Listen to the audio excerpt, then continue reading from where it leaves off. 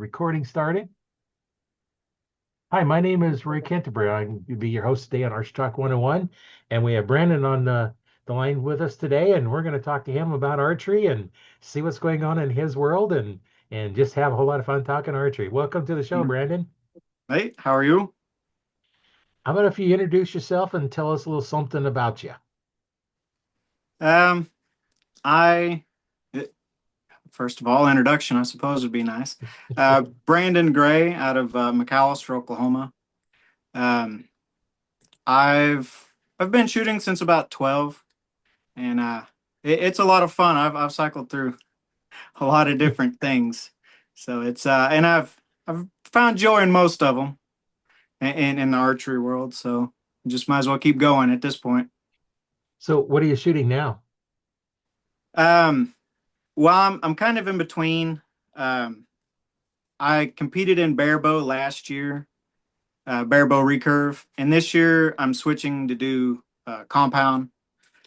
We'll see if I can do 30-yard pin or 40 open. I'd like to do 40 open because of the judging. That's the first judging class we have in ASA, and even if I don't do good in it, I think it's worth my effort, and I think it'll give me confidence in the woods later on. So I think Well, that's where I'm going to swing at.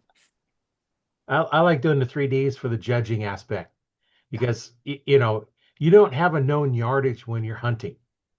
Now you Right. can kind of by using a rangefinder or marking it off or something, I know that okay, this tree is 20 yards, this is 30 yards, and you're just kind of guessing at where they're at, and when they come in complete different place you haven't done, well, you got to figure out how to judge yardage to it, and that's the challenge. And there's a lot of things that you can do, on a normal sized deer, on my hunting bow. If I can get all five of my pins on a deer, I better be using my 20-yard pin you know, if I can't get but two pins on it, yeah, don't shoot because it's too far out, for me to shoot. Um, it all Yeah. depends on how well you see, and I can shoot them longer yardages. Now I can't see them, so I can't shoot them very well at the longer ones. So, but I've Right. always tried to set up for 20-yard shots, and you know, that's a good range because you're far enough away, you have a nice shot, and you're far enough away that they don't pick you out so easy. But yeah, my first year was 40, and I think I've shot one at 20, and the rest of them on closer than that. Yeah. Yeah. I typically 25 and in. Here where I'm at, it's pretty thick. So 25 yards till late season is a pretty good shot anyways, just for getting through coverage. I mean, it's a lot of little stuff. I Our property butts up against core property, so you can't maintain or do anything to that. And it gets crazy down there. You Yeah. 10, 15 yard shot a lot of times. Well, makes it a little nicer for you, especially using traditional equipment because you don't Yeah. normally take those longer shots with that anyway.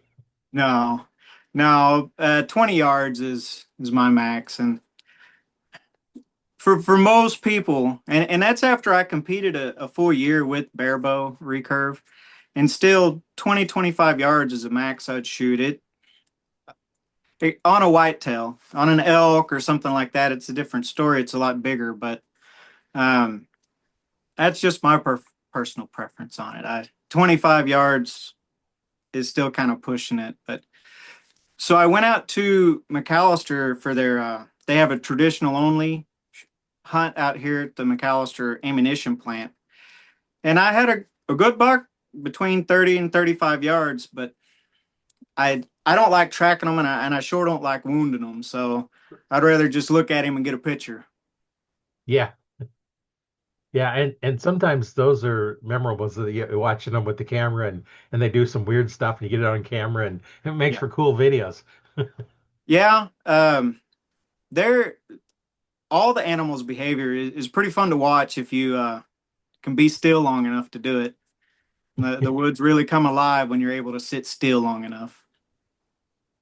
Yeah, I remember times when one time when I was out in the tree stand, and the rabbits and squirrels were scurrying around, the birds were chirping, and all kinds of activity, and all of a sudden it just So it's like nighttime, shut off, go to bed, go to Yeah. sleep.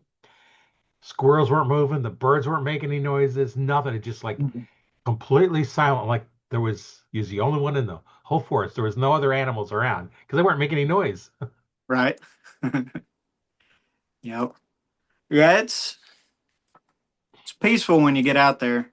Um, I've been trying to get this teenager to go, and he's kind of iffy on it, but I think once he figures it out, he'll like it and get away from Yeah, all this noise. yeah, get out there and no cell phones, no radios, The cell phone's the no, hard one. yeah, yeah. Well, last thing you want is that cell phone to be going off into the forest because any animals around are not going to be around. And the old idea is to, to see the deer and hopefully get a shot at them and bring Yeah. home some food. Yeah, for sure. Yep. So, have you picked out your compound bow yet? Or are you still looking? Or Yeah, it's on the way. There's a couple of tournaments. It's gonna cut it real close, but I'm hoping it'll be here around the 21st or so of this month. Yeah, I'm gonna go with the Elite Victra. yeah, they make some good bows. Most of the new manufacturers nowadays, the quality is there. You're not going to find any of them that have bad quality equipment. You may run into one here and there that is kind of subpar, but yeah, on general, if you get any of the new bow manufacturers, there's so many. Elite, there's Bowtech, and then there's um, diamond bows and all those like that. But then you still got the main ones like your PSE, your Hoyt, and your Matthews, and I think Darton's still making some. They Yeah. make a good bow. The Dartons were back when I had my shop were the tricky ones to do because setting the timing was kind of it was an art form in itself. Because as Yeah. you change, if you put a twist in the cable, then you got to do something to the cam, and then it back and forth to finally get the timing, and their tracks were skinnier. So I used to make strings when well, I still do, but when I had my store, I'd make strings, and anybody coming in with a dart, and I'd make the normal string and the normal number of strands, and put the serving on it, and it wouldn't fit in the track. No. So you throw that away and start over because it's easier to start over than it is to try and do it. It takes longer to Oh yeah. undo it to take two strands out than it is to just start over. And when you make them yourself, you can get people in and out really quick. I had a guy come in one called me up like half hour before we close. Says, "Do you have a stringer? Can you make one for his bow?" And I says, "Well, I don't have any. I'd have to make one. Can you bring it by tomorrow?" And he says, "Well, I got a tournament tomorrow." Okay, stop by the shop. And I made one, threw one away. I didn't make the whole thing. I just served the one in. It didn't fit in the track. So I threw it away, started over, and the string was done.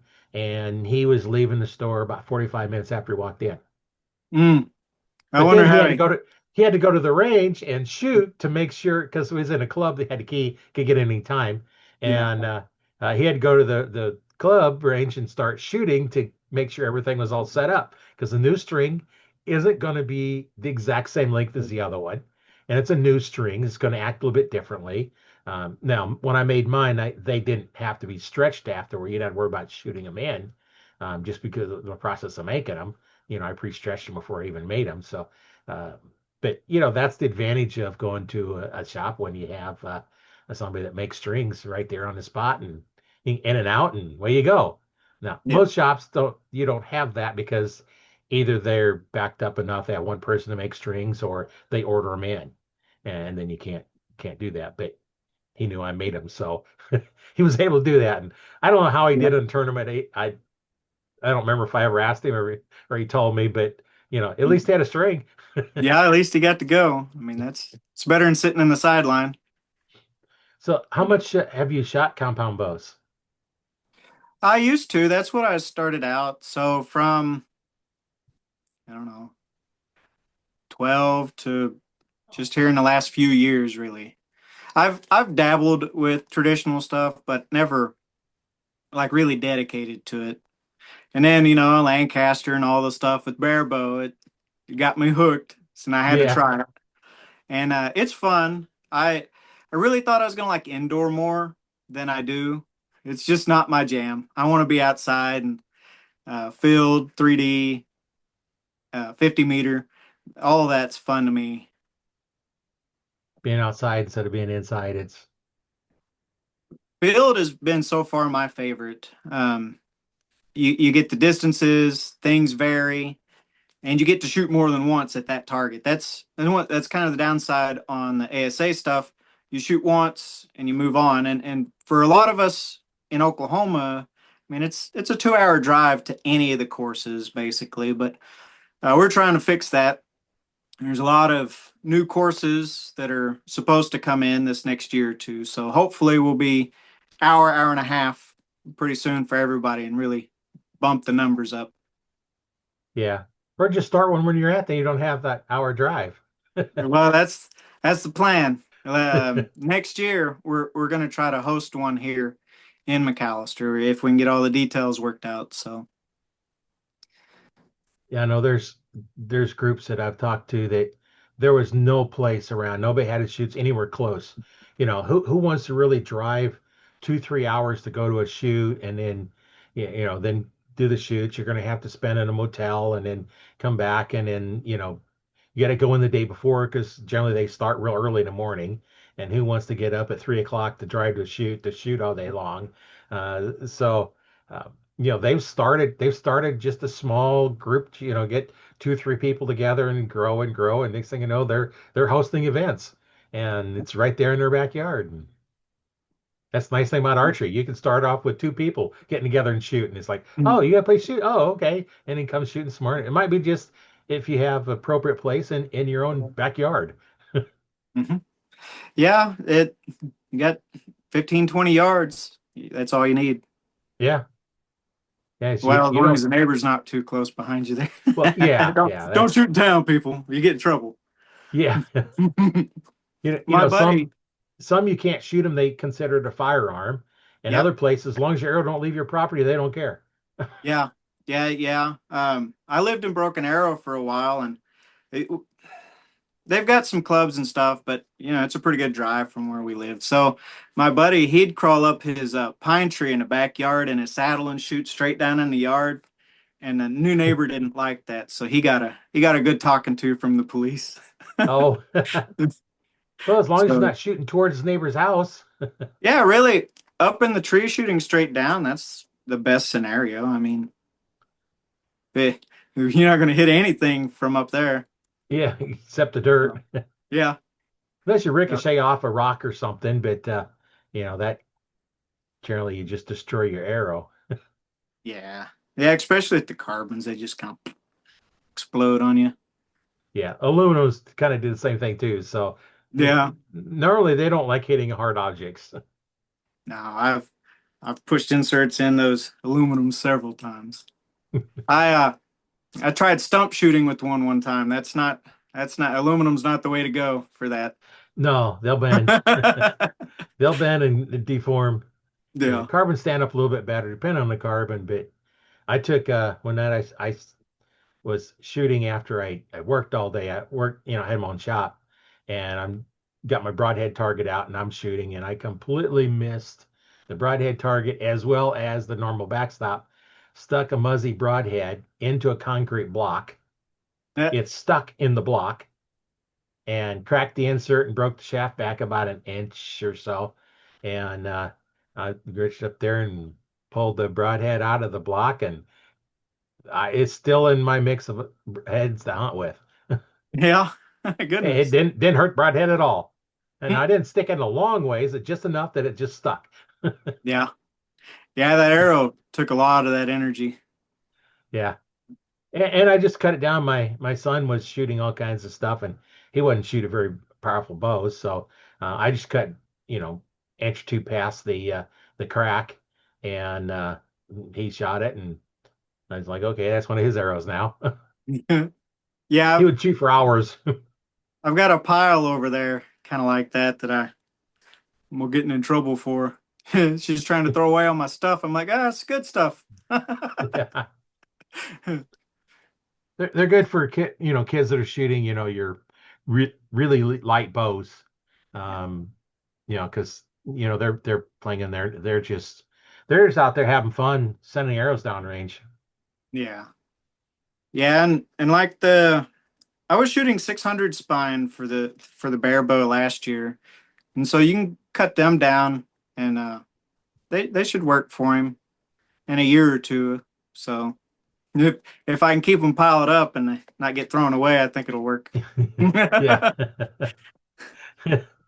Well, you just may have to get them all fixed up and all fletched so they're a full arrow and not broke and then like, oh, those are good arrows, for the Yeah. right kid.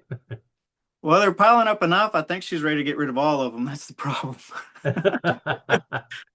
Yeah, yeah. You'll It's have to just take them and find a spot and just stick them in a container someplace and stick them up out of the way, and that way they're not seeing them. well, if she just built me a shop, we wouldn't have to worry about it. I mean, Yeah, well, how about if you build the shop, right? yeah, fair enough. If she built it, she'd take it over. It'd be her private place to go hide away. What do they call them? She sheds?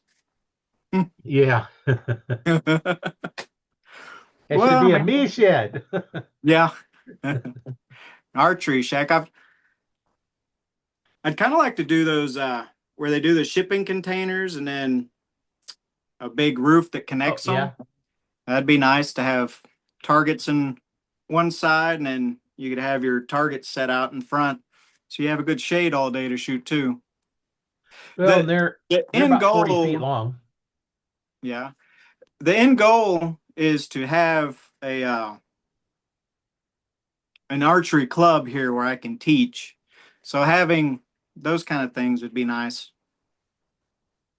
Yeah, and you could set them up. You could take one, um, two of them in line, which would give you 80 feet, which would give you plenty of room for a 60-foot range, and then still have 20 feet in the back for other stuff. They're not super wide, but they're still plenty wide enough. Yeah, Um, for a couple of shooters probably at least, yeah. and then take turns if you needed to. Well, Yeah, and that's if you a didn't good have idea. anything back there except your target, and then you get those 4-foot square blocks, and then stick like four of them up down, or yeah, four of them, too wide and too high, and then that way you have a nice one. And when you shoot them up, you can rotate them and move them up and down and move them around, and now you got plenty. So if you miss, you're not putting holes in the container. Um, Yeah, well, if you hit between them, you would, but and still, then and it'll happen for sure. yeah, somebody has someone back there, but it is steel. Worst case, you just move your targets away and weld the hole. Yeah. Get your welder out, weld the hole. We got one of those. We're using, more of a shop.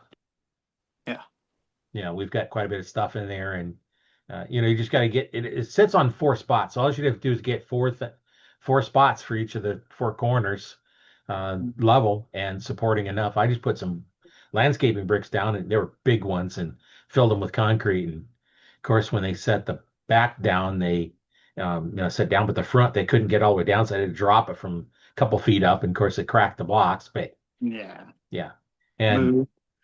yeah. I had a whole thing where I put the one block where I wanted it and set the next one, put a 4x4 across them, got them leveled. But then I didn't have anything, a 40-foot long pole. So I had to go out, the 16 feet and put another block and level, get that was level, and then go to the next one and finally the last one. So I leveled it off that way. And I put a level, as I got a 6-foot level, I put it going front to back and it's level and side to side, it was level. So You I, worked I pretty got good. it. Yeah. Yeah, I got it nice and level because you don't want it leaning to one side. Um, No. and I should have started at the back and worked my way forward because, it's up. We got a couple of ramps to get in there because it was a pretty big step. I had to dig the first ones down and didn't think about that. That was so much drop. It was probably, a foot lower in the back than it was in the front. Yeah. Yeah. I live on a hill, so everything is on grade. It's such a pain to try to Yeah, level anything and keep it level. yeah. Now they do, if you put them on like, high enough, then water will flow underneath it, Yeah. but, if you've got water, it could erode it out too if you're on much of a hill. Uh, Hmm. so it's, but, that would make a pretty good thing. And there's no windows in it. So you'd have to put windows in it, or at least, some way to get heat and cool in there so you can use it year round. Yeah. Yeah. In the morning, they're nice and cool in there, but as soon as the sun comes out, hit the top of it because it's like blue. It gets hot in there in the Yeah. afternoon. Yeah. Bake you. Sure. Yeah. Hmm.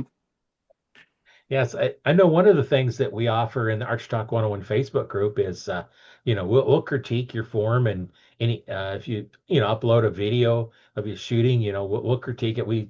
I'm an archery instructor as well. There's others in there, and that's Okay. one of the things we offer to the group members, is just something that help out the group members. And if you have problems with your bow, just go ahead and upload the question, create the question. And, if you can do a video on your phone and upload it from your phone into the group, that definitely helps, because describing something is okay, but with a video behind it, then it makes a little more sense. Yeah. And we can look at them, and I have a video editing software that I use when I create my YouTube videos. And I also have stuff out there on, shooting form and working on bows. My YouTube channel is Learn to Fix It Yourself. And, there's video stuff out there, as well as the podcasts go out there, and all kinds of other stuff. Whatever I'm working on, is, I put up there just something. You never know what people want to see. Well, and a little bit off of archery topic, there's been so much knowledge kind of lost between the generations that I've kind of picked up on. A lot of dudes my age just don't know a lot of stuff, and the younger ones are even worse. So having some kind of resource to be able to learn those things is nice. I mean, um, it's just the way it is now, but um, having that ability is really helped a lot. Helped save a lot of money because you can't. And this is kind of the mentality that a lot of the younger kids are. Well, just call someone to do it. Can't always afford that. And a lot of times it's something that you can do. You just need to know how. So Yeah. so all that is really appreciated for sure. Yeah. And I'm 70 years old, so I've, grew up. It's like, well, fix it. Yeah. Well, not sure how, but I know I need this tool, so I'm gonna buy that tool. Yeah, Because I start can there. buy the tool, have the tool, figure out how to fix it, make it work. Now I still have the tool for the next time. Yeah. That's why I got a lot of my tools that way, instead of calling somebody to fix it. It's like, well, I got a flat. Dial up the phone. Well, you don't dial anymore, but you push buttons. And it's like, okay, AAA, I got a flat. Can you come change it? 3 hours later, they show up to change your tire. And they open your trunk, pull out your spare, pull your iron, jack it up, change it, gone.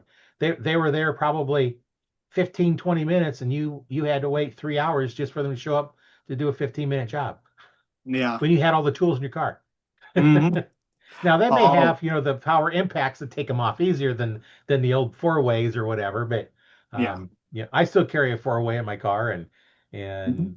and I got tools in there, and a lot of stuff. It just you know that's why I call my channel Learn to Fix It Yourself. Yeah. And So sometimes I'm learning how to fix it while I'm doing the recording.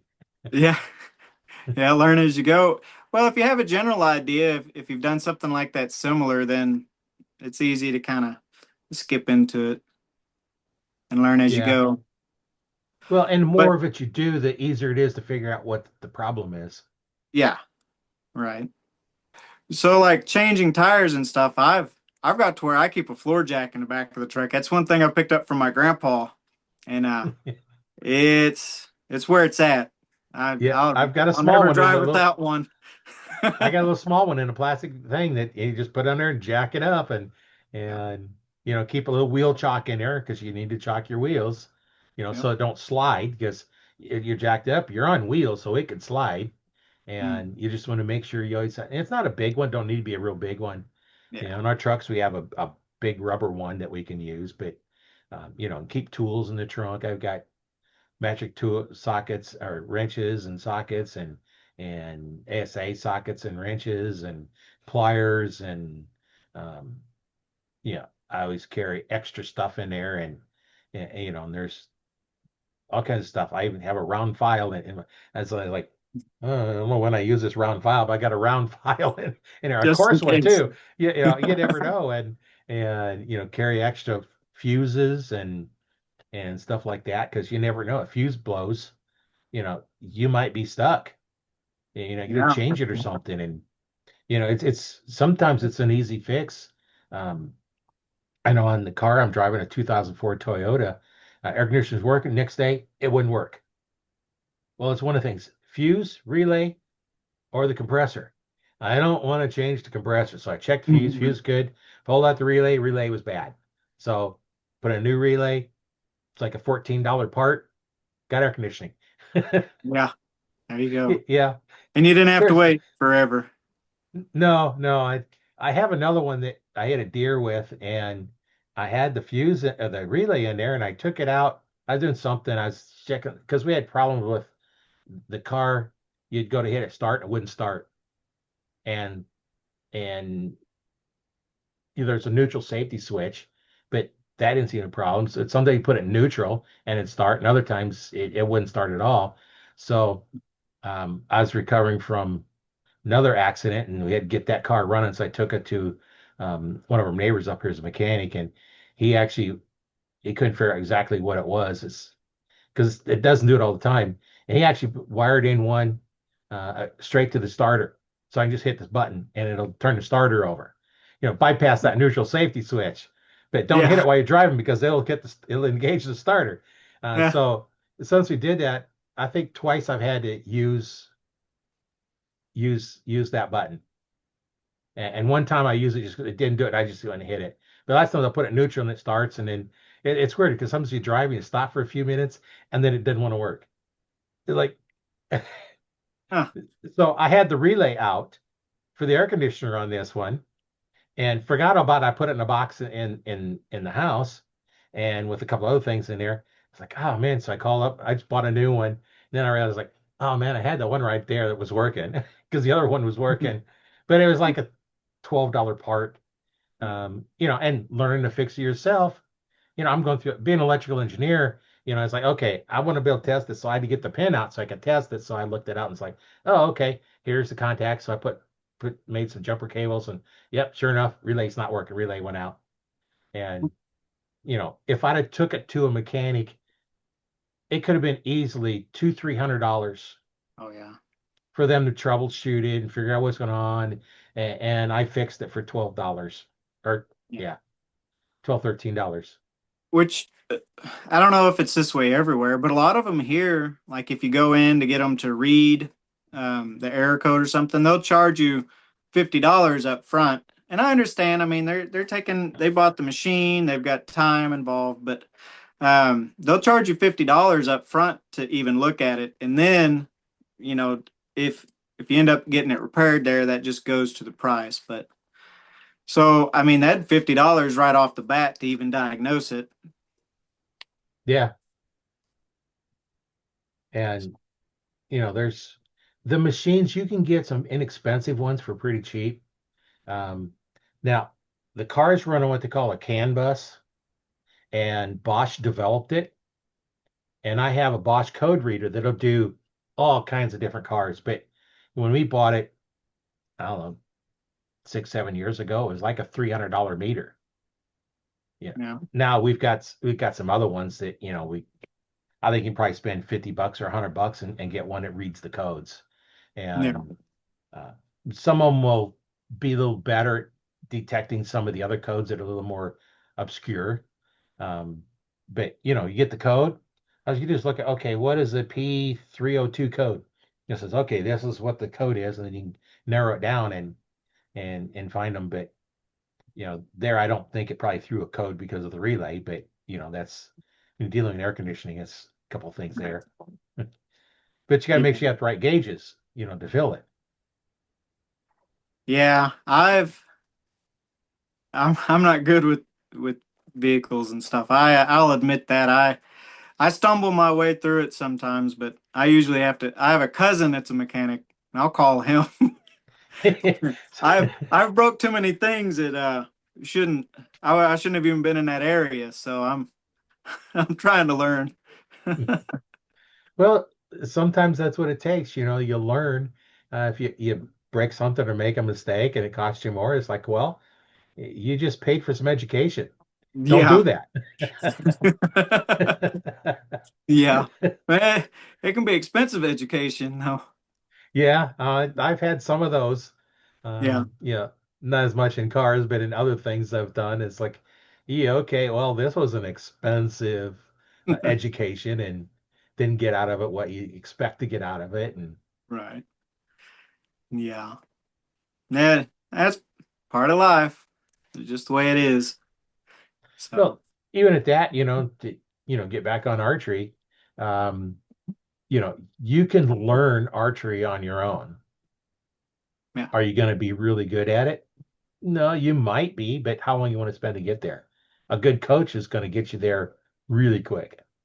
yeah, And I've seen that. I've being a coach since '95, I've coached a lot of people, and you know, yeah, I tell this on a lot of podcasts because it just kind of makes a point of you need to get in and get to somebody that knows what's going on. It's going to save you so much time, as long as you're open and coachable, yeah. willing to take criticism of something that you're not doing right and understand I'm not doing it right.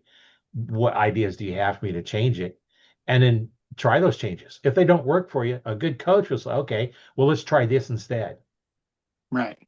You know, and Yeah, and that's what I do is I take, you know, spending 20 years in martial arts and then learning, the back tension release, that technique. I've combined them into what works best for me. And if I'm going to teach you how to shoot a compound bow, I'm going to teach you the exact way that I do it. And then we're going to see if it works for you. If it doesn't, we're going to modify it. right. And I just not just teach you, okay, do this, do this.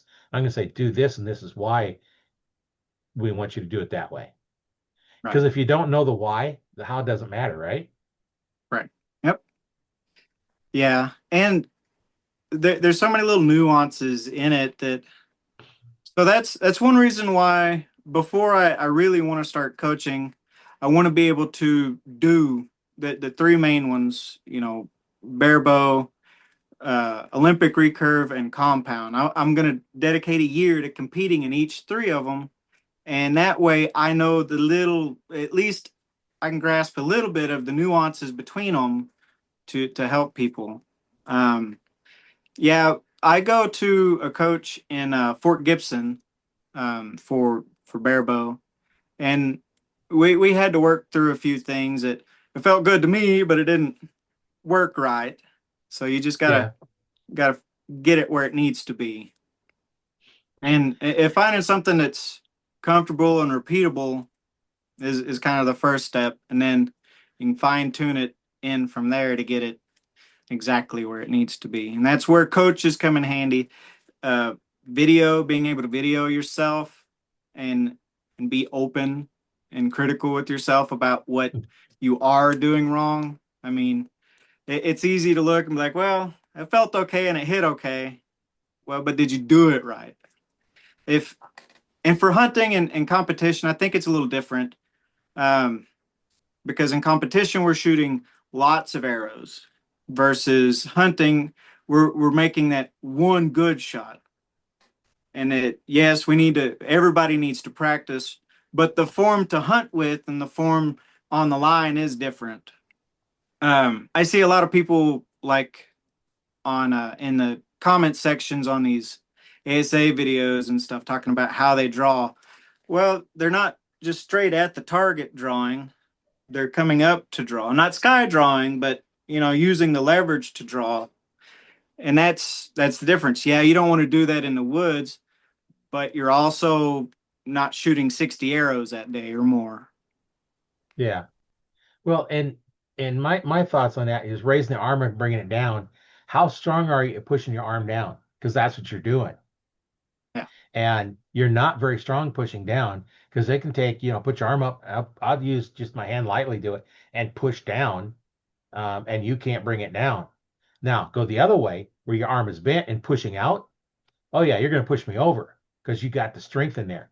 And I kind of not really bring it up and down, but what I do is I point at the target and I lean towards the target a little bit, which basically brings my arm up a little bit. The reason I do that is I'm pushing towards the target as I'm doing it, you stand up, standing up Mhm. straight. Because what happens if you do that, pull back, end up you leaning back. Yeah. So that's probably what they bring the arm up and come down because then they don't bend back. So if you draw up like this, you still have a tendency to lean back. And the further up you bring it, the more you do that, and the more work you have to do to bring that arm down. Now, Mhm. I'm saying it's easier to drop the arm down as you draw now than rising it up because I never go down and try and bring up just because Yeah. drawing back it puts weird. So I just basically there it's a slight lean forward. So as I draw, I'm standing up straight. And so basically, when I'm down, my arm is up slight, not much, but because I'm doing that pointing to the target. Now the whole time I'm always pointing to the target. And I had one time I had a release that the head broke off on the release. Oh, Now, guess what the name of the release was? I Fail don't know. safe. Oh, And I'm doing that. I'm about half draw, and the head got broke off, and I found it 30 yards downrange. It was indoors, and just that process, my arm it jumped up, and I sent the arrow through the ductwork on the ceiling. yeah. Goodness. I've So I've seen a there's few there's of a those. half-inch diameter hole in the ductwork in there because the head broke off of it because it was a bad design Yeah. and it would not handle 70 pounds. And I had two of them, but a machinist friend of mine made a new piece. What they did is it got down thinner where it went into the release, the part the strap was fastened to, and it's just so thin that aluminum would not handle that kind of pressure. And so he made another one that's a little bit thicker. But they're in my one bag, but in a box, but I'll never use that, and I'll never let anybody. That one he made What? a new piece for it probably work all right, but it was just not a very good. And it's weird. Failsafe was the name of the brand of release. Yeah. It I failed. actually I actually have one of those with the pinky trigger. Oh yeah, this is regular caliper one, Yeah. and yeah, not very good. That's why buy a good quality release. Oh True Ball makes some good ones. Carter, Scott, yeah. Stanislavski. Those are probably your top name ones as far as quality releases. Mhm. Those four names. Um, True Fire makes some if you get off their low end ones.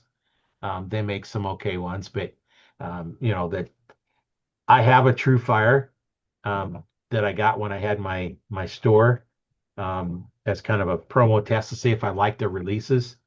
I had a Carter, and it wasn't this chocolate addiction, but I got this one here. He sent to me. It's got jaws on it, and you have to pull that trigger a long ways to get that to move. And it was half the price of a Carter. Yeah. Um, for me, it wasn't worth half the price. It better spend the more money because it had so much movement.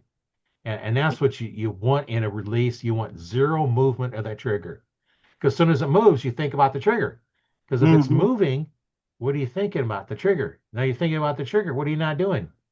You're not aiming. What are you going to hit? Don't know. Who Because you're knows? not aiming anymore. Yeah. Yeah, a lot of travel that's no good. I've never I'll punch a thumb button every time. I don't really like index ones either because I'll come up and that little bit of movement takes my head away from what I should be doing. And I don't know. I've just never got used to them. So I've ordered a couple of back tension ones, and what I'm gonna experiment.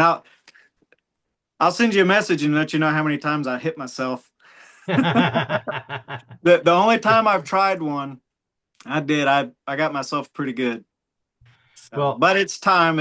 I'm gonna learn it.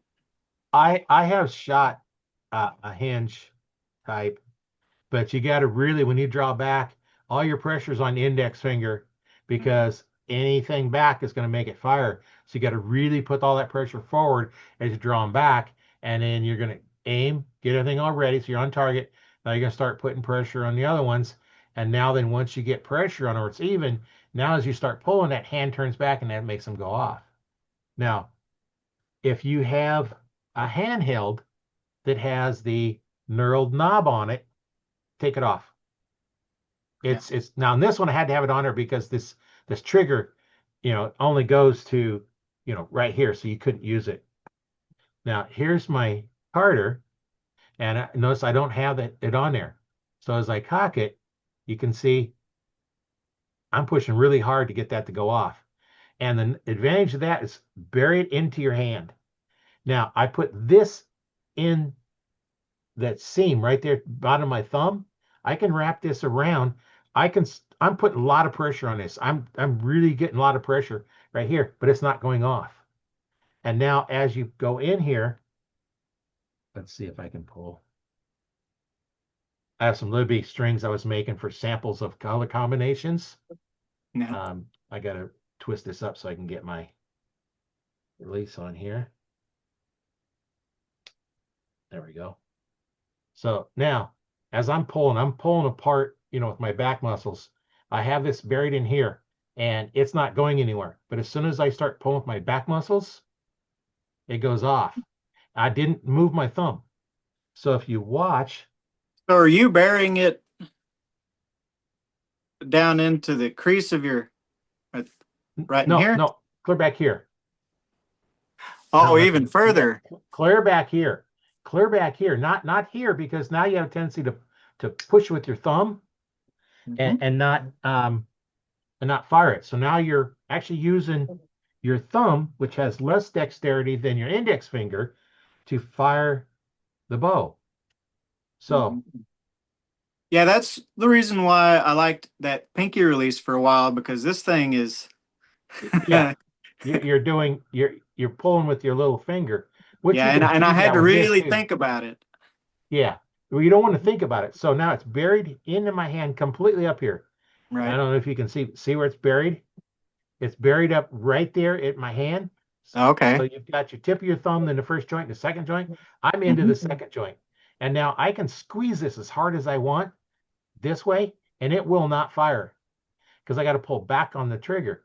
Now, this is a very hard spring. I put the hardest spring in it they make. Now, as I'm pulling, um, I'm hanging on really tight and I'm pulling really, really hard. And now I put my thumb in here. I can put pressure, all the pressure I want on it. Now, as soon as I start going back, now watch this thumb here. Does not move. The thumb never Okay. moved. Yeah. It's the process of going back puts pressure on this part of the trigger, and that will make it fire. Okay. I've ordered the Fusion from Scott. It's got the strap and everything that's supposed to help kind of lead you Yeah. into. And if you But if watch what that this doesn't hand work, I does, might see if I can borrow one of these. yeah. So now as I'm doing that, you can see I'm put pressure on here. So I have it loose, but I got pressure on here. And now as I'm pulling back, my hand rotates back as I'm squeezing my back muscles together. Hmm. And that will make it fire. And there's no thinking because all you're doing is squeezing those big back muscles. Yeah, just Now, squeeze them. if I get, let me see, hook this one on. This is my Scott release that I've had for, oh, geez, probably 30 years now. And I bought it used from a guy that used to rep for Scout Archery. Try and get this hooked on. There we go. Now, this is a wrist strap, not a hand strap. So where you wear your watch is where you put this. There's bones right here. You Hmm. don't want it on the hand side because now to see what difference is, they can have like this. Now pull. your hands apart by grabbing these fingers, pull them apart. And where do you feel it? You feel it here in the wrist. Now grab here and pull. Where do you feel it? In the back muscles. So you want to pull from here, not from the hand. Okay. And now, if you notice how short this release is, Mm-hmm. here's where my trigger is. So when I draw back, I'm going to put this back here. Now, the reason I like the hook is because I can find my string, I can find my loop, and I can hook it on. See if I can hold this. Instead of having to try to aim those jaws. Right, right. That's why I don't like the jaws. Now, when I get ready to fire, I'm going to put this finger over here. You can see the the the tip, the first knuckle, the second knuckle, and not one by your hand. Now it's just going to wrap around here. Now you see a lot of people they'll pull the trigger like that, Yeah. and you don't want to do that because now you're pulling the trigger. Mm-hmm. So now I have this hooked on here, and now with the back tension release, I'm going to pull. I just keep pulling with my back muscles. You got to put a slight pressure on it is all you've got to do. Okay. So trying to get some of these strings have a few more strands in them and don't hook on because I'm only using a loop. So now from here, I've got this right here. It won't go off until you put pressure on it. A little, slight little pressure on it. Now don't grip the release. Just let your hand hang down. Just let it loose. Wrap this around here. Little pressure on it. And now as you pull, it'll pull that trigger. You want the travel on your trigger set to be almost nothing. So the travel on this is just a little bit of travel and it goes off.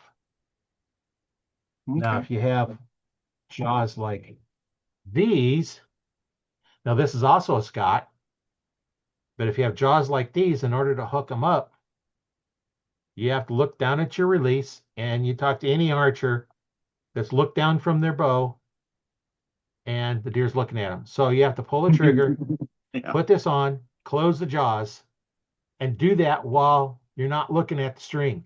And now you can still shoot it the same way. I don't have it strapped on. I got to kind of hold it now. But you're still going to have the same part of your finger in there, and you're still going to pull to the same thing. Yeah. So that's kind of little lesson on how to shoot a different type releases. And I have a video on my YouTube channel, Learn to Fix Yourself, on archery form, and I go through a little more, well, not much more detail, but a little closer view because the camera's actually showing the release, Right. and so you can always look that up and look at that. But that's kind of uh, one thing on the releases. That's just one part of the whole draw technique. Yeah. Then you have how do you grip your bow? Well, you don't grip the bow. You don't hang on to the bow. Once you start your draw process, what I do is, I actually show this on one of the videos so you can look it up a little bit better because I really don't, well, in fact, I don't even have a bow up here right now. So, but I open my hand and I've got the, say this is the riser. I'm going to open my hand up and then get where I can see it in the camera. And then I'm going to let my hand go down. And now then I'm just going to relax. I don't hang on to it. And you can see where it goes through my hand. Mm-hmm. It goes down through from here, basically follow the lifeline. So it goes from this point right here in this little webbing down to the spot between your little finger and your thumb. Right. And that's you're going to push with. You don't hang on to it. And that hand should jump straight to your target. Yeah. Now we Yep. get a little more detail in that in the last podcast. Um, Anybody that knows martial arts, have you got any martial arts experience? Yeah. Okay, you know what a heel palm strike is? Well, I did jujitsu, so Okay, so a heel palm strike. This is the striking part right there. the That's boss your fruit and pushing. slap. Yeah. Or no. So Sorry, that's I that's the cut part you you're going off. to push on it, and I've got a whole bunch of stuff on that as well. Okay. But we can go over that a little bit more details sometime too. But Sure. that's kind of the gist behind it, and don't hang on to your bow. Because if you grip the bow, can you consistently grip the bow? Can you curl your fingers around? Some people say, well, get your hand turned, curl your fingers and put them inside a bow. Well, now only you put tension in your hand because your hand's not relaxed anymore. And now you're putting pressure on the side of the bow, which, depending on all kinds of different factors, are you putting the same pressure on the bow sideways every time? Mm-hmm. No. Or you wrap them around and, well, I'm putting my fingers on the tip of the bow. Well, you got tension in your hand. You want zero tension in your hand. So basically the way your hand needs to be, drop it down at your side, relax it, don't do anything with it, and then just bring it up, bend your wrist. That's the way you're going to hold it. So you're going to bring your hand up, bend your wrist. That's it. And I use sling, or some will use the little loop that goes around your index finger and your thumb because they don't Mm-hmm. want the whole sling. So some will use that, and that's okay because you're not hanging onto the bow. Right. That's You what I want no use for tension the on the bow. barebow. Yeah, I see a lot of them on bare bows using those, just because it gets the sling off there, and especially in the summertime when that's hot or it's scratchy on your hand, or your wrist because sometimes they're made out of braided material or whatever, webbing, and it's Right. rough on there. Mine has a little fleece on it, so it's a little bit nicer on my wrist. But I can see, if you don't like that on there, use one of those thumb slings, and just don't hang on to it. Now the older bows, before they start getting parallel limbs and beyond parallel limbs, because they were up pretty much straight up and down. So when you drew them back and shot, both the upper limb and lower limb are sending force forward, which made that bow jump out of your hand. So you Right. couldn't use an open hand and not hang on to it unless you had a sling. And that's, my hunting bow and the one I use for target, they're 2001 and 2003 bows. And they weren't the new parallel design, so I can still press on my old Apple press, because they're long enough I can do that. And all that force was going forward, so it would actually jump out of your hand and hit your fingers. And that's what I looked for is, if it jumped forward and hit my fingers, I knew I wasn't gripping it. And that's why I had to sling because it'd shoot and then it just kind of hang down on your hand. Now, the new parallel design ones, the forces are going up and down. So they don't jump forward like the older ones did. And so those you could probably shoot without it. But if you're shooting in a tree stand, which way are you pointing? Yeah. Down. Yeah. If you don't hold on to them and expect just sit on your hand, it's going to sit on your hand, but gravity's going to make it fall and hit the ground. Yeah. Yeah. You'd think So going down for the arrow you dropped is bad. Going down for yeah, your bow's worse. yeah, because you don't know if it's even shootable after that because it's Right. fell from 10, 15, 20 feet, Yep. at least it's probably hit on the cam at one Mm. point or another, or it hit on your sights. The rest is probably pretty much safe, but your sights might have got knocked off. You Yeah. might have hit the cam and bent a cam, and not a, yeah, you could have bent the cam or messed up the track and got a sharp point. So as you draw back, it slices your string, and you shoot, a few times, and next thing you know, your string's breaking and your bow's blowing up in your hand because your string broke. Uh, Yeah. Now that's an expensive mistake. That's an yeah, expensive lesson right there. yeah. I used to have people come in, and the strings would be off the cam, and there's two things that's going to cause that. One, gripping your bow when you draw back. When you grip your bow, why don't you just lightly hold it. Now grip it like a death grip in it. That bow turns. Now your strings are not lined up with those cams anymore. You go to let down with that death grip on there, and they slide right off the cams. Yep. Not as catastrophic as dry firing them. The other thing is a dry fire, Yeah. and I would get them come in. Axles are bent. This is a hardened stainless steel axle. How do you bend a hardened stainless steel axle when you have aluminum cams? So you cannot drop that bow hard enough on those aluminum cams and not destroy the cam, and you're Yeah. still not going to bend the axle. It most likely it was dry fired. And then they come in and I look at it. It's like, you dry fire it? No, I didn't dry fire it. Hmm. I'm thinking, yes, you did, but I don't say it that way. I was like, well, if you didn't dry fire it, I'm just going to put it back on. The limbs could be cracked, and you could draw back, and it could blow up at full draw, and the bow's going to come back at you. Yeah, I dry fired it. Yeah, now they Now, want to be. if you dry fired it, I'm going to go through more checks. I'm going to take the cotton balls and alcohol and stuff like that, and rub the Mhm. cotton ball on it, and if it catches, then I know there's a little burr there, and alcohol on it to see, if there's any cracks will show up, and then I can check, say, okay, you have a defect in your limb. We need to get new limbs in for it. Yeah, yeah. You being caught doing something silly is not worth getting hurt over. Right. Yeah, And it happens. yeah. Uh, I've done uh, it once, and then in some of these people's defense, my uncle he derailed my bow, but he didn't dry fire it. He drew it back with his fingers, and then he did this as he's letting it down. yep.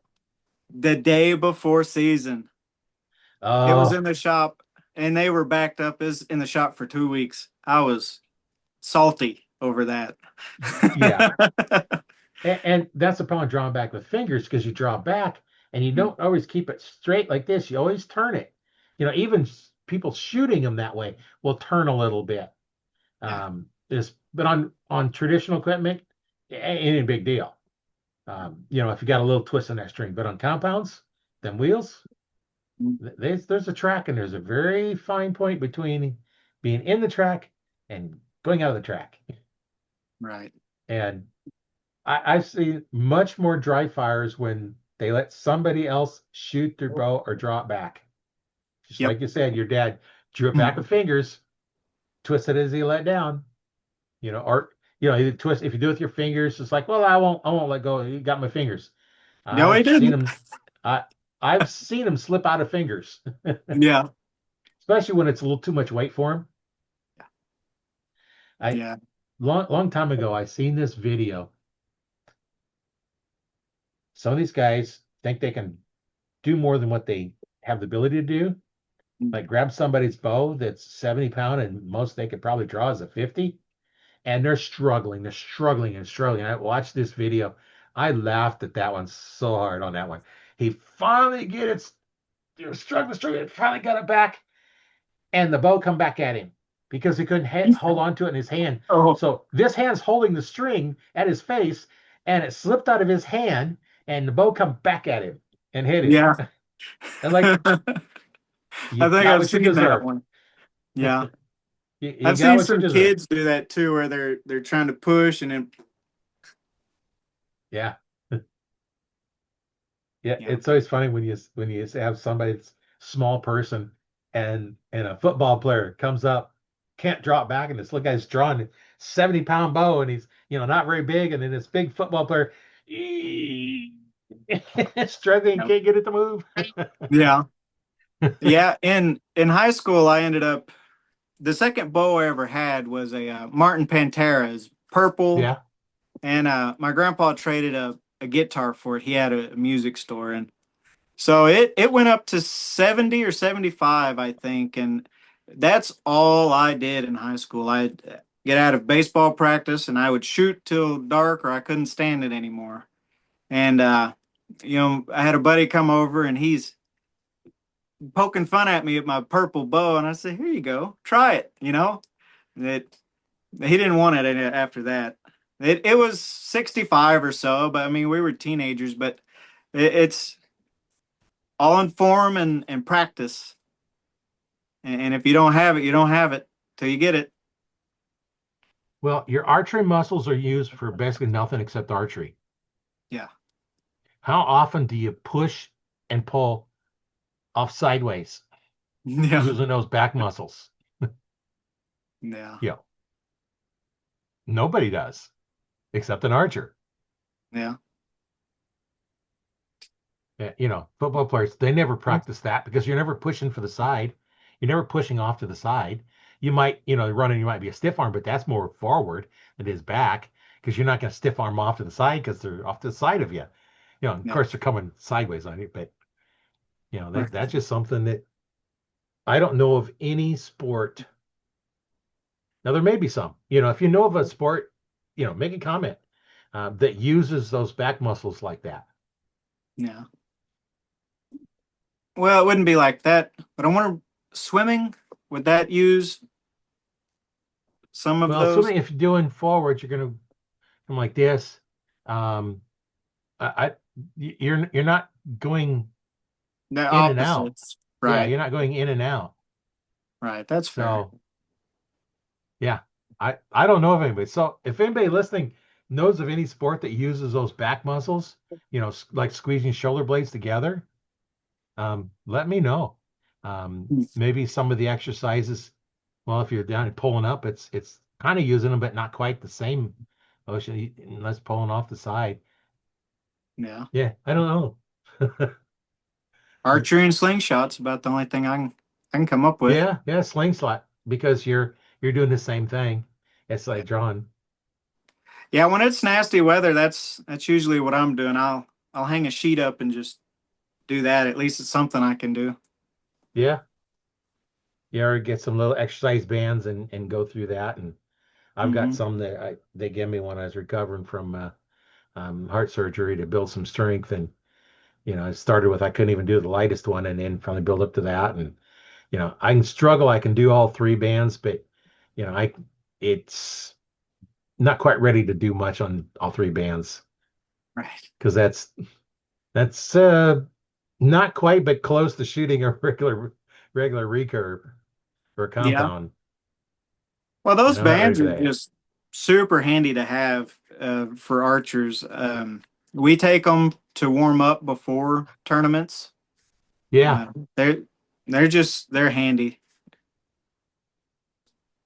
yeah. There's three different colors: a yellow, a green, and a purple, I think.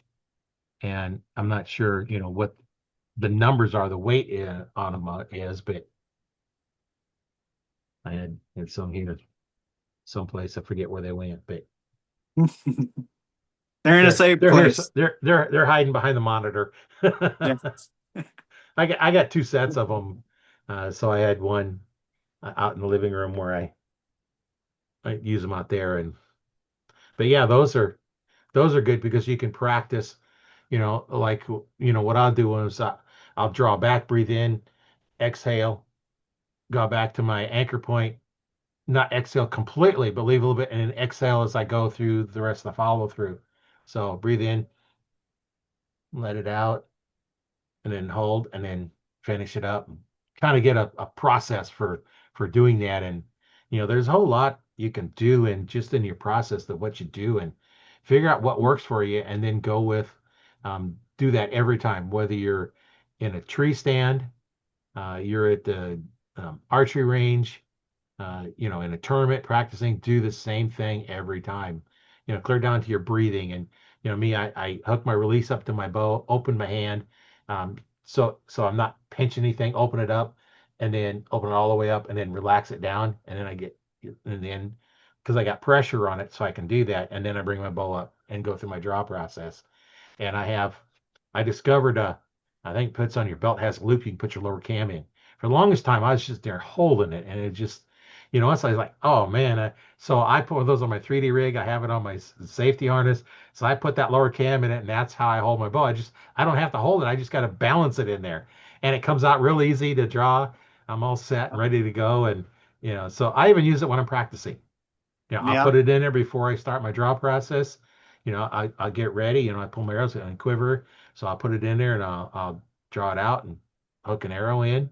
And then I'll come up and draw and shoot. When I'm done, I put it back in there to hold it, and then get my arrow out, and then go through my process again. And next time, same thing every time. So it ends up being muscle memory. Yeah. And the Um, same thing, you go through your shot process. Go through, aim at your target, not your pins. Aim at your target, draw back, anchor point, do the same thing every time. And that shot should go up about 3 seconds. Is if your shot's not off in 3 seconds, let down, start over. Because what's going to happen is if you wait longer than three, you maybe go 5, but 3 seconds generally. If you go longer than that, you're going to start punching the trigger. yeah. My eyes will start blurring if I'm trying to hold too long. Like I'll have to. take a breath, and that changes everything. So yeah, Yeah, just start over. I've getting used to I've same tried thing. to force a few barebow shots, and let down is always better than chasing arrows. Yeah. But It it's definitely hard once is. you're there to do it. But Yeah. that's a skill you got to learn with it too. Well, and some of your really hard cams, like my hunting bow is a 2001 PSE Carrera, and Mhm. 2001 it was rated at 320 feet per second. That's a fast bow, even today's standards. Now, I Mhm. don't get anywhere near out of that because you got to shoot a 350 grain arrow, 70 pounds, one knock point, Right. and 30-inch draw length. That's how it's measured. So they're all the same. And I get, I think last time I put the chrono on it, it was like 280, something like that. But I have 29 and a half draw length, of course, shooting 70 pounds. I have a loop on there, no knock point because you don't need them if you have a loop, unless you're trying to shoot two arrows. So I have the loop. I have string silencers, those little string leeches, one at Hmm. the top and bottom of my string, and one on each of my cams. So I have like four of those on there, and I'm shooting. My hunting setup is about a 420 grain arrow. Now, my one I shoot out of the target bow, the other bow, is about 370 grains. Yeah. And the only reason why I'm shooting that heavy of a hunting arrow is because PSE had what they called the hunter shaft at one time, 0.7 thousand straightness. And I ordered some in just to see how they were. And I set them up. And the difference is I can hold my broadheads in the X ring if I shoot a Comp Pro, which is 1,000ths. With those, I can hold them in the white ring on a 5 spot. That's the difference between 1 and 7 thousandths. 1 inch group as opposed to a 3 inch group. At That's the 20. difference between them. And then one I wanted to get new ones, I put weight tubes in it to get the weight up the same because I didn't want to change all my pins. Yeah, I didn't want to change all my pins because I have to set them all up and I had a program, I think it was called Archer's Advantage, where you could set it up, you could print out a sight tape, and you'd take the measurement between your peep and your arrow at full draw, between your peep and your pins at full draw, and the weight of your arrows, and whether you're using vanes or flat or feathers, because feathers are lighter but more drag. So they'll maintain speed a little faster, or they start off faster, but they slow down. Vanes Yeah. start off a little slower and they keep their speed a little bit longer because there's less drag. And so they want to know all that. And then you chrono it, get the speed of the arrow, and it'll print out your sight tape. And it's like, okay, so then you'd set up, okay, put your 20-yard pin, put the bow down over there. Here's my 20-yard pin. It's all set 30, 40, 50, 60. And I printed it out, set them up that way. And you adjust your 20-yard pin first, and then you adjust all the other ones. And it was on 60 yards. My pin was on. And I don't have that program anymore because that Yeah. was 20 some years ago, and I don't think it'd run on the new Windows. No, If probably I not. if I could find it, well, I don't know if I could even load it because it's not on a, CD card or USB card. I think it's on probably a 3.5 inch floppy. Oh goodness. Good luck finding something to run that. Yeah. Well, I'd have to get up one of my old computers that have one of those and then upload it to USB or something. Well, because they didn't have USB ports on those, I'd have to hook up extra drive, an external drive, and put it on there, and then yeah, I could get it off, but um, I think they make a little floppy drive you can plug into a yeah, they USB. do. Yeah, But I know they've got all kinds of programs and stuff. I'm sure they've got a newer one by now that yeah, I'd even be able to find one for free somewhere. I don't know. yeah. But it worked pretty good. And the other thing it also told me is, okay, what pin did I have to use if I'm shooting at 5 feet? Yeah. Have you ever shot at 5 feet with pins? No. I've been You're going to researching miss. a If you use your lot. pins, you're going to miss. Yeah, And you're going to miss really low. yeah. One of them I saw the other day. Of course, it's not a pin; it's an adjustable, and he set it all the way down to 60 and shot one that close. Yeah. I want On on my tape, it said at 5 feet, use 70, shoot it for 70 yards. On to my setup, that was 70 yards, what my tape said. And I was on a platform. There was a gator 5 feet from the platform. I yeah, got it. I nailed it right where we're supposed to because it's 70 yards. Now, of course, it was tough to shoot because I drew back standing up and, no safety harnesses because you're on a platform. I'm leaning over that platform, leaning. I'm down probably, past 45 degrees, depending on the rail on the platform to hold me up. And I was on there and I went through and I drew back and I shot and I nailed it right where it's supposed to be. Of course, then I had struggled getting standing back up because I was leaning over so far. But yeah, now the reason why you do that for those like 70, why would you shoot 70 at 5 feet? Okay, where's your pins? At your eye level. Where's your arrow? Down at your mouth. yeah, You're off by, well, however distance between your eyes and your corner of your mouth. And that's probably what, 4 inches?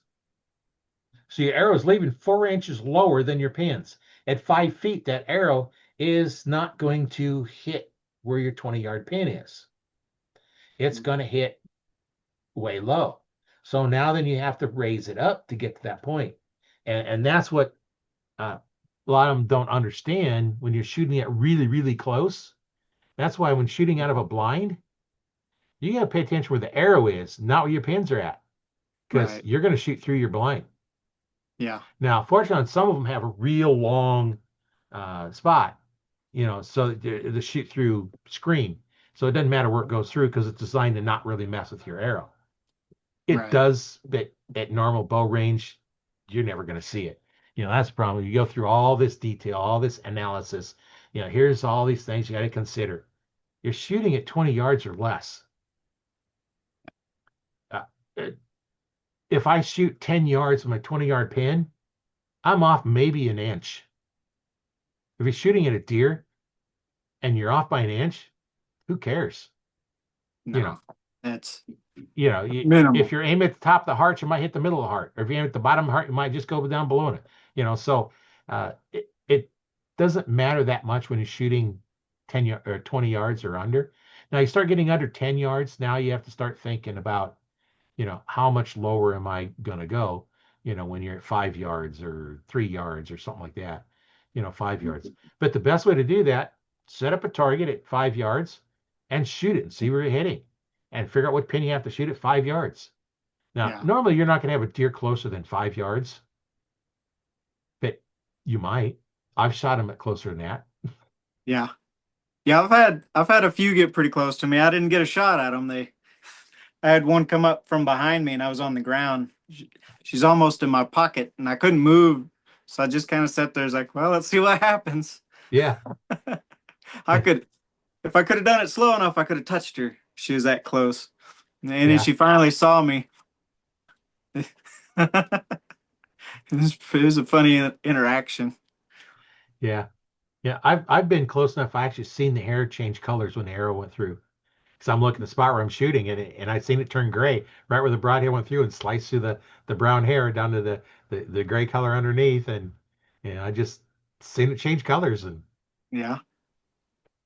I the first pig I ever shot, I was turkey hunting, and I was coming back. It was dark, right at dark, and this big sow and some piglets was there, and I was crawling around. I was trying to get to where I could shoot her because the piglets were big enough; they'd be all right. Plus, they're a nuisance down here. We're getting so many of them. Anyways, um, and I swear when I shot that piglet, I could see light through its ears because I hit him in the head, and I was close, way closer than I meant to be for sure. I was after her, and she went around this way and busted me, and this one just kind of froze when they all scattered. So I was like, well, I'll go home with that. yeah, It's good eating. So Yeah. Yeah, they yeah, I taste think good. the adrenaline and stuff too kind of just slows it down and where you're focused too. Yeah. Well, when we get that close with a bow, that's definitely a challenge and getting close. Yeah. Yeah. Yeah. That was the shotgun. I don't think I want to get near that close to a pig with the bow. I've done it once on accident and it wasn't fun. Um, Coal Creek runs right behind here, and it gets a lot of runoff from the city, so it floods real bad. So our banks are just steep. And I was Yeah. walking to the stand one morning, and this pig jumped up, and man, I was 4 or 5 feet from it, and I didn't have anywhere to go. So I ended up shooting her, and she ran off. And as I was standing there, she was in a nest, but I didn't know that. So I ended up with a bag full of piglets at the bottom of my tree stand that morning. Oh. But um, yeah, I don't like to be that close to them for sure. No, And then on the way not with a out, I bow. jumped another one Oh, with the nest full of piglets. I got out of there. yeah. Well, I'd never actually seen that before. I'd heard people, say they do that, but the little river cane that grows back here, they just ripped it, made a big mound, and that's where she was at underneath that. So with the headlight, I never did see it till she jumped out. it should have just stayed there. You'd have never even known she was there. Yeah. No, I probably would have just walked right past till on the way back out. But um, Yeah. that was I guess fun. I started walking past one place I was hunting was an old railroad track. So the tracks were gone, but it's a gravel. It was still there. All the tracks and the lumber and everything was all gone. And Right. the lady at the farm at the top of the house, she'd walk that track every morning, up and down there. So the deer, kind of used to her walking up and down. And I was out hunting down there and I didn't see anything. On the way out, I'm walking out.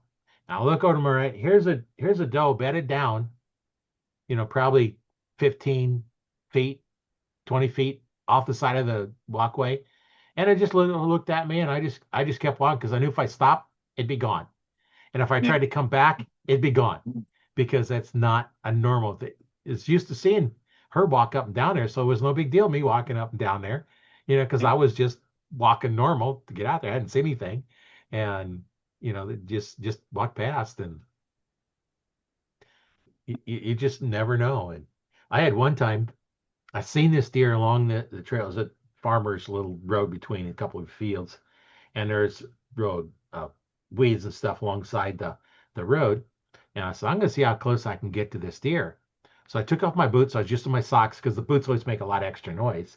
So I took off Hmm. my socks down to my wool socks, and I'm walking up there, and then I'm crawling.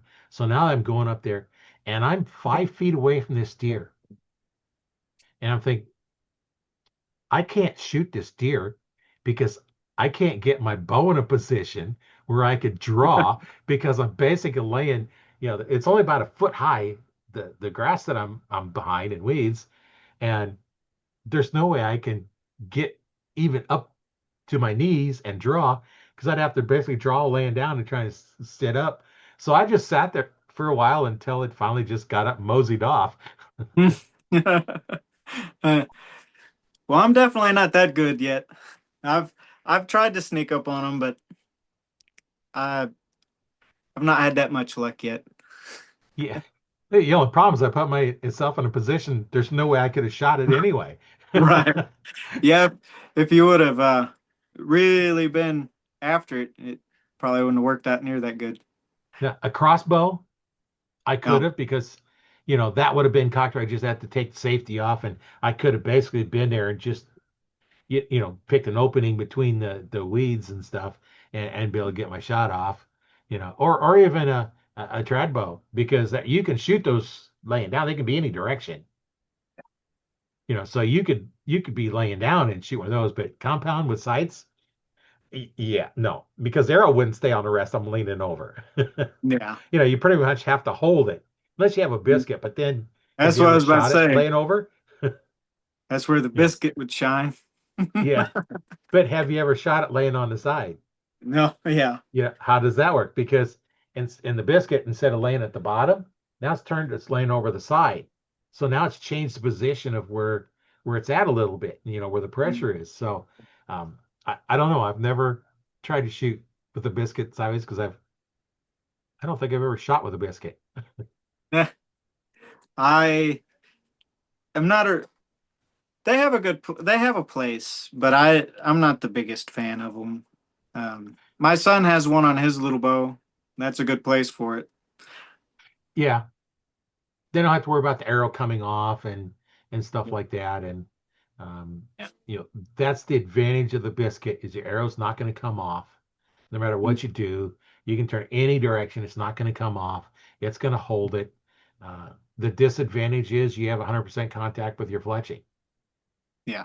So if you have a vein that is a little bit messed up, it's going to affect it. And in fact, they will mess up your veins because the veins are normally helical and that arrow is not moving at a helical, not spinning at the point it's going through that rest. It can't start spinning that quick because you Right. launched it. By the time it comes off of the string, the fletching's already either at or almost at the biscuit. So now, if they're offset or helical, now then the biscuit's trying to force them back straight. So now then it bends them and it'll eventually, mess up your veins. Um, and then with that 100% contact, you're affecting the arrow flight right to start with. Yeah. Now, like I said before, at 20 yards, does it really matter much? No, not really. Um, No, for a hunting bow, that I mean, they work fine for majority of the people that's going to be out bow hunting. I mean, a lot of the stuff I kind of got into was competition type stuff. I don't know. That's kind of where I'm stuck at the moment. I need to be transitioning over to deer season though. We're almost there. October 1st is when it starts off here.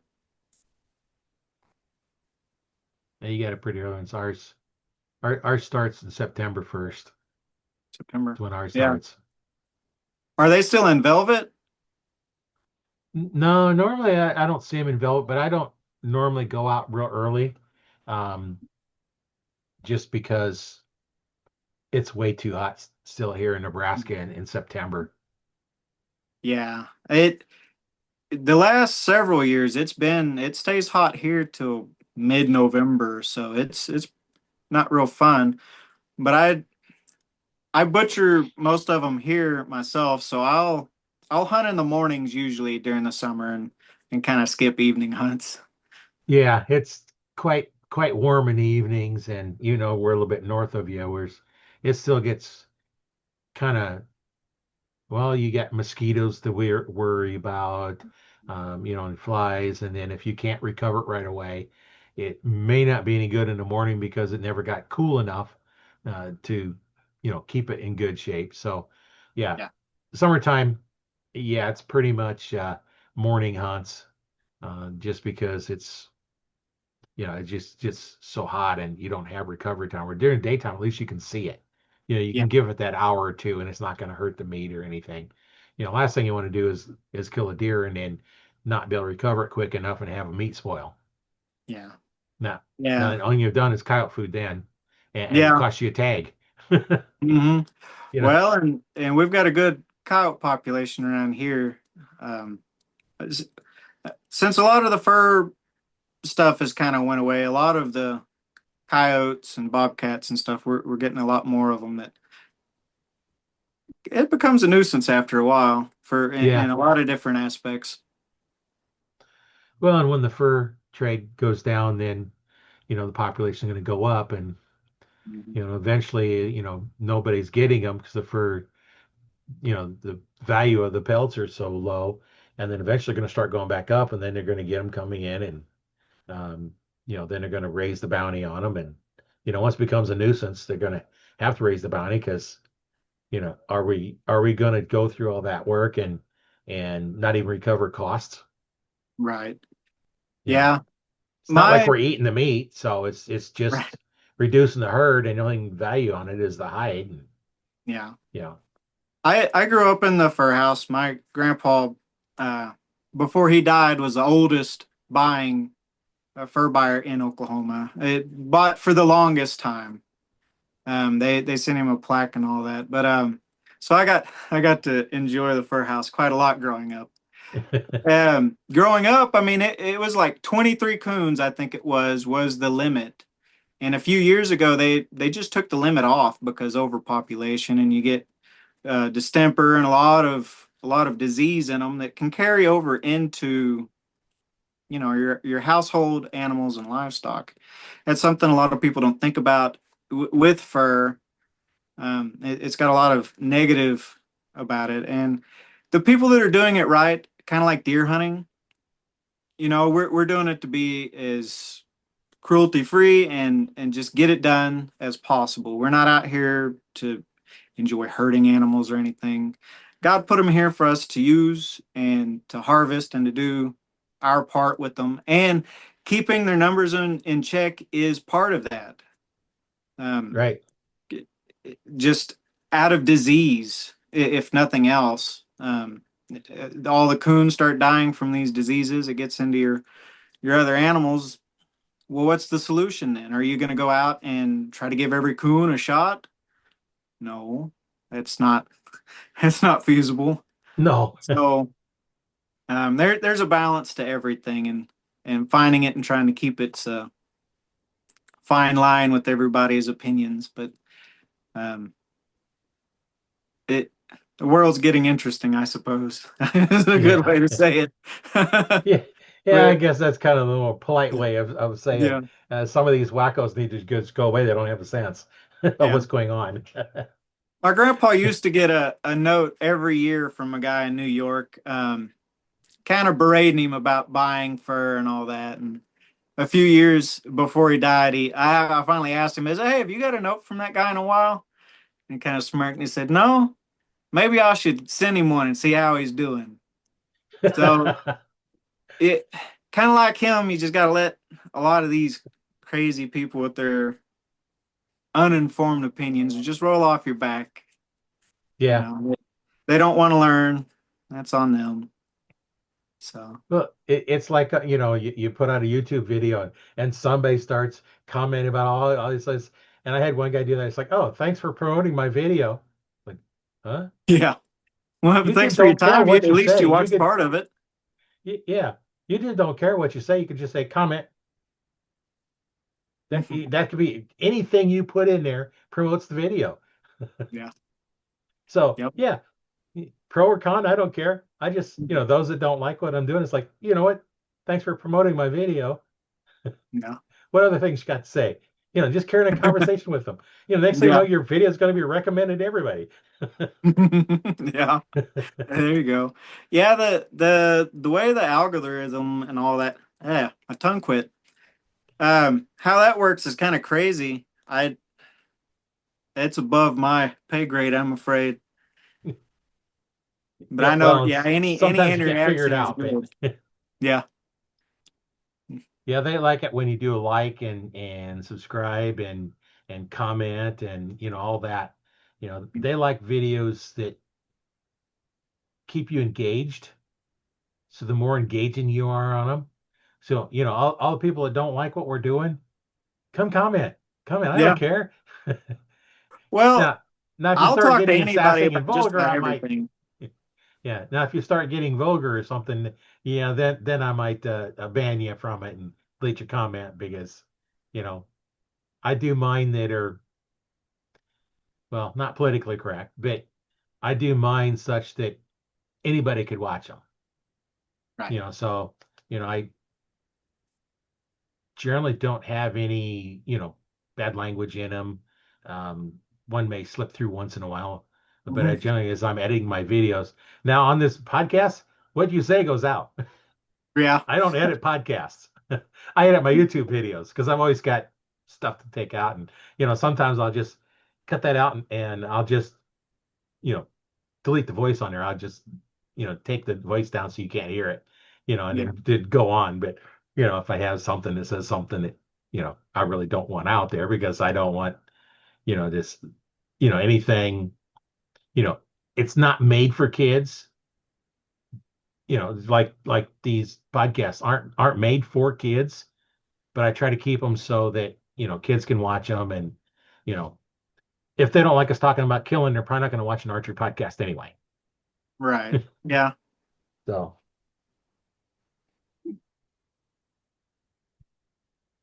my wife just left me a note. She's going up to the little town outside here because I'm in a little village of about 160 people. So we have Oh, no stores here.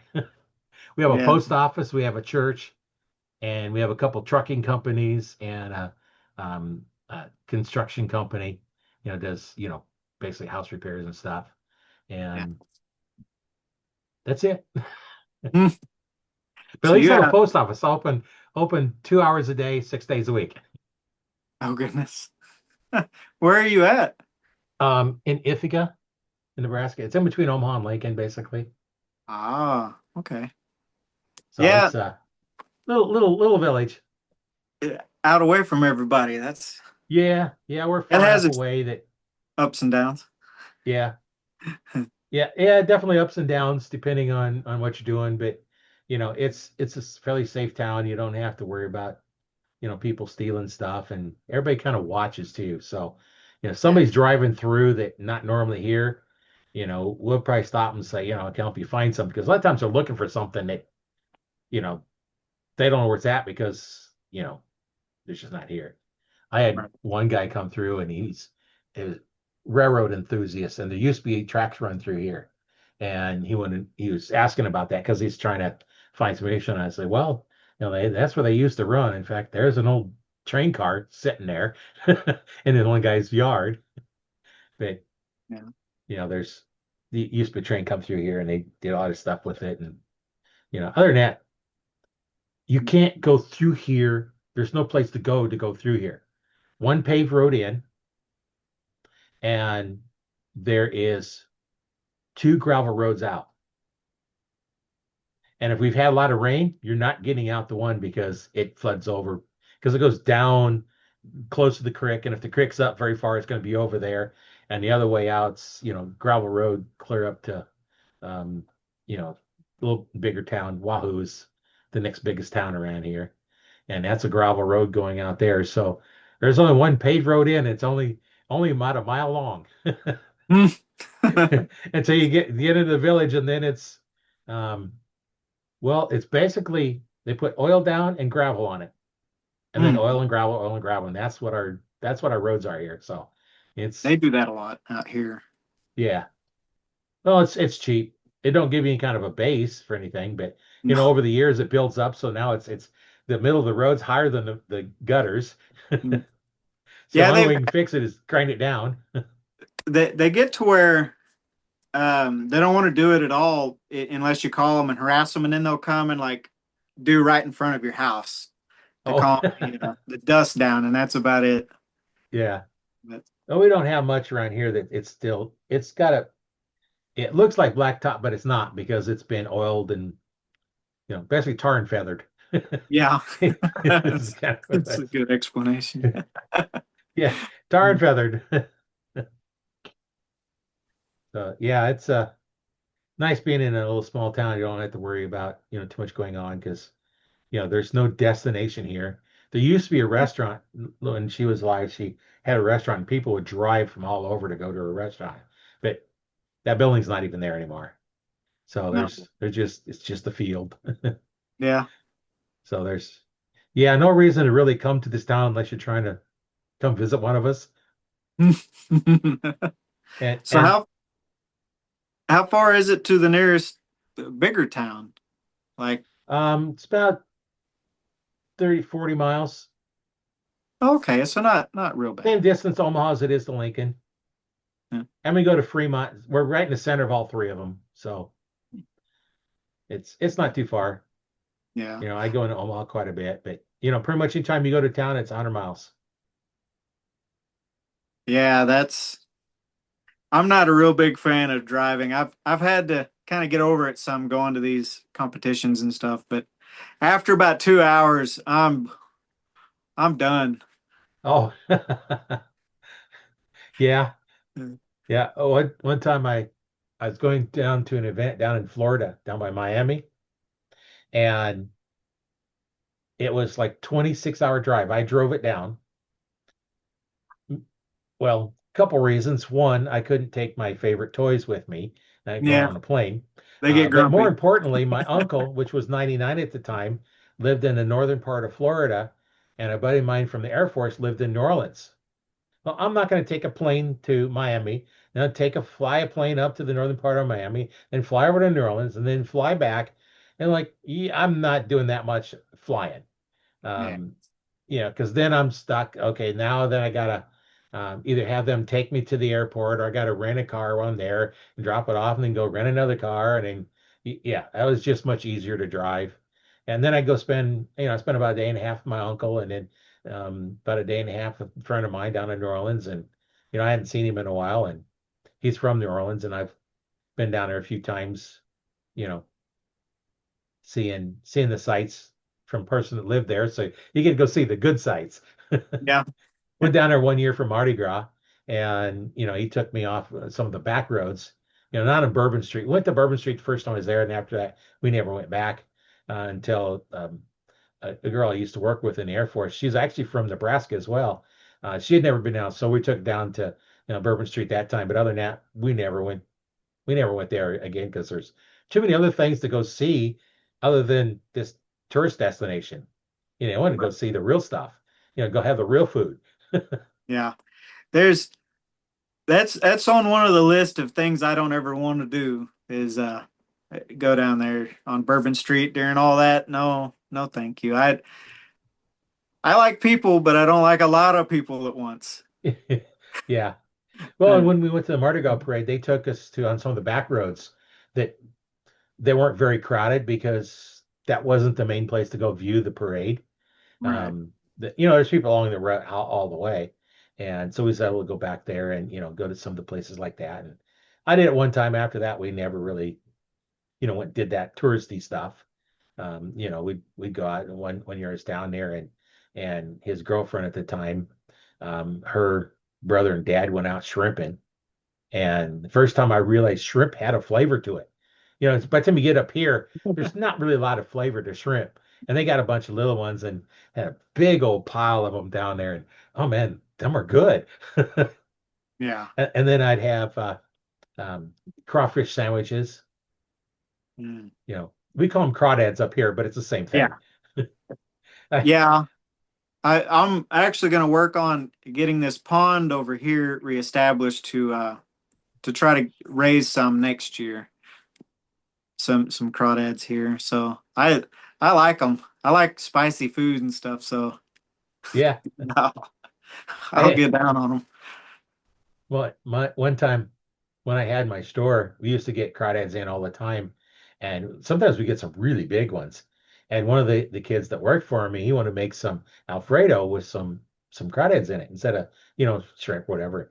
And I says, I'll tell you what, you take whatever you need, just bring me some in to try it. And so he fixed them up and brought them in. And it's like it was good. Yeah. He didn't have to buy the crawdads because I was like, here, take them. Just bring me some of it. I just want to taste it. Yeah. So he brought in some for me to eat, and like, oh, that was good. My I don't remember where it is, but my buddy that I taught him how to trap and stuff there when I lived in Broken Arrow, and he started trapping some beavers in this area where they flood it for ducks and stuff. I forget what to call them. But anyways, and he was talking to the warden one day. He put him over there, and he's talking about all the crawdads are in there. So we bought a couple of cheap traps off Amazon, and they man, they had crawdad boils for like a month straight every weekend. So there, you can catch them all over the place. They're good. A lot of people are kind of funny about stuff. I don't know. There's a I'll couple of eat. restaurants I go to that have them on their menu.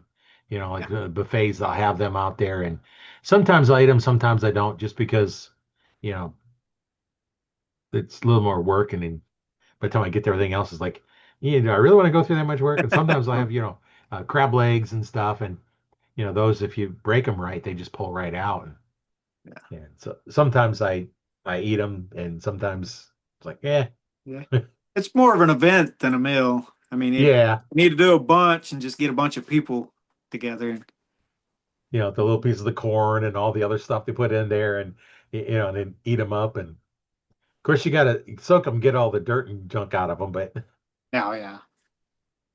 I Yeah. had some kids one time bring some in, because I had the bait vendors tag, so I can go out and get them. But they brought them in, and it's like, after the first batch, it's like, no, too muddy. My tanks was just I had to change the water too many times, I and don't know what that was. Sorry. yeah. Well, we're getting kind of close to our time here. Um, Okay. what would you like to say in closing to our listeners and watchers? Um, just if anybody's hesitant about getting out and shooting, just do it. Get a hold of somebody. I mean, you probably know a friend or someone that shoots. Most of us are willing and happy to teach and happy to have somebody to shoot with. So if you're interested in archery or anything else, call somebody. I mean, it's Yeah, fun. It'll definitely keep you entertained. yeah, And and there might be a club that teaches you real close. Then there's the NAPS Natural Archery in Schools program. For the Mhm. younger kids, get them in, and that's a good program. For your kids to get into, gives them something to do besides you know playing archery on the video games. Actually, Yeah. shoot real bows. Well, and if they are against hunting for whatever reason, I mean, you've got the target aspect of it, and if nothing else, learning the mental game of archery can help you in other places in life. I mean, being able to calm your mind and make good decisions and focus on what you have to do in the situation. I mean, it can turn into a life skill as well, I think. Yeah. So Well, and just because you shoot a bow doesn't mean you have to hunt. that's You can hunt. You can just shoot 3D targets. You can shoot paper targets indoors, outdoors, or you could just grab yourself a box and shoot in your backyard because you just like shooting a box. yeah. Um, there's all kinds of things you can do. There's a lot of games you can play. They actually Yeah. got targets that look like a dart board you can shoot at. They have tic-tac-toe targets you can shoot at, play games. They have targets with cards on them, so you can play cards.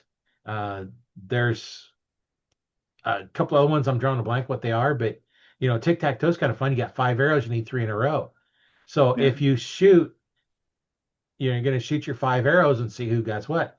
Now, if you shoot a target and you don't hit dead center, the other person can shoot if they get closer to center, it's their square.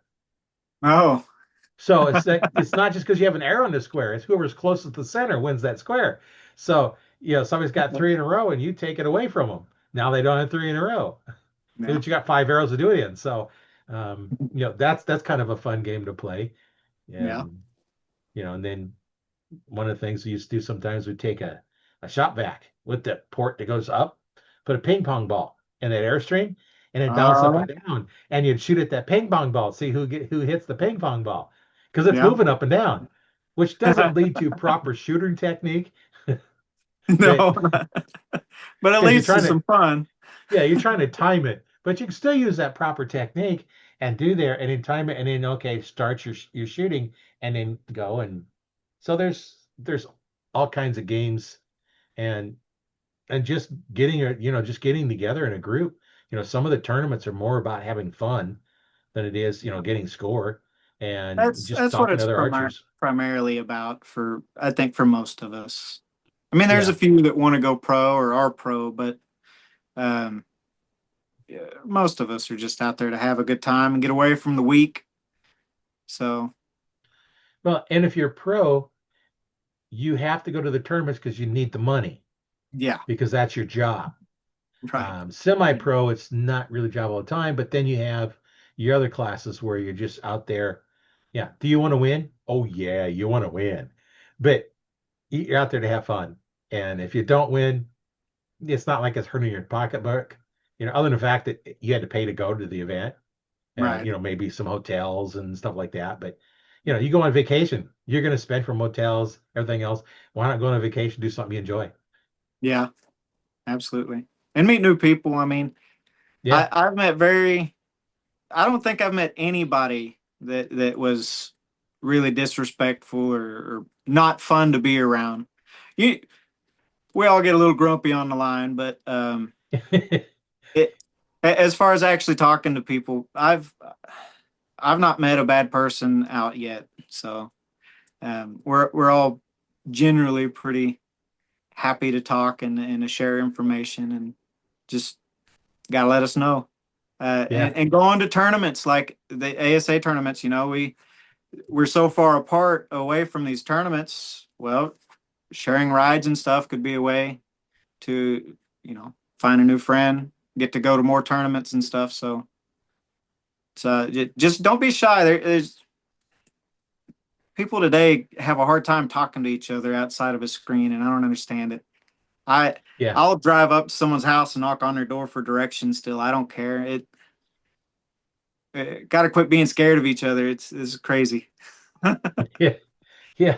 After all, what's a stranger? A friend you haven't met yet. Exactly. It depends on how they look. I mean, you can sometimes say, well, maybe not that person, but Yeah, but you can't and always judge them, by what they yeah, look like. that's right. That's fair. I probably misspoke there. I've come across a few people that I thought, nah, maybe not, and they ended up being really good people. But just use your best judgment, I Yeah. suppose. I Oh, don't know there's for how a to while stop I that had one. long hair, down below my shoulders and a big full beard and Oh, I was like that till just a few weeks ago. Hair down and long beard. So I got prettied up. well, No, I gotta it let you got too go hot. here. It's been really great talking with you. I've got To you. another call I need to get on here in Yep, for about sure. 10 minutes, and I got another podcast. Today's a busy day for podcasts. I got Yeah, 4 of them scheduled today. that's good. You Back got a to lot to back to talk. back, and Yeah. it's fun. I like doing it. This gives a platform for us to talk archery and then get it out, and because it goes out all over. I post it in my Facebook group. I upload it to there. It goes out to my YouTube channel, Learn to Fix Yourself. I'm also videos are also going out to archtalk101.com. I'm just building that site. So there's not really much out there right now, just basically the podcast. I haven't had a chance to do much else on that. And then it goes out to wherever you listen to your podcast. So it's audible.com and you can get them wherever you want. And if you have any questions or anything, join the Arch Talk 101 Facebook group, and we'll answer your question the best we can. If you're having a question with your form, take a video on your phone and upload it to the group, and tell us what's going on, and we'll look at it and take a look. I can always download the video and edit, go through my video editor, where I can go frame by frame, and I can make comments and send it back to you or whatever, and just take a look. And if you have a question, ask it.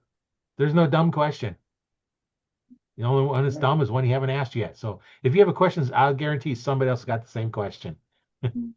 So just go out there and make sure you join the group. If you haven't joined the group yet, go ahead and join the Arch Talk 101 Facebook group, and we'll see you then. And thanks for watching and listening, and we'll catch you on the next one. And thanks, Brandon, for being on the show. It's Yeah, been thank you. enjoyable. We got all kinds of stuff we talked about this time. Yeah, I'm sorry. I'm random, so Oh, I'll be on that's three quite all different right. conversations. We've been on some, started talking archery, for a few minutes and then never hit it since. We talk about all kinds of different things on here, from guns and reloading and martial arts and everything else. We Yep. just I just start with archery, and where it goes, we goes. We don't care. All right. All right. Sounds Thanks for good. being on, and we'll Yeah. catch you on the next one. All righty. Bye bye. Bye.